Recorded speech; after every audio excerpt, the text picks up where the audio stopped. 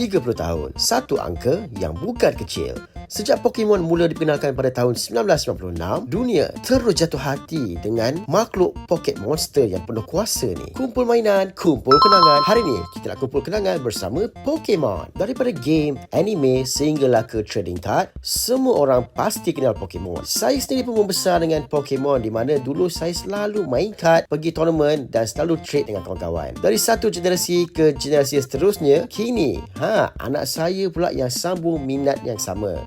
Bersempena dengan ulang tahun ke-30, Uniqlo telah keluarkan koleksi khas Pokemon dengan rekaan klasik yang throwback ke zaman awal dulu.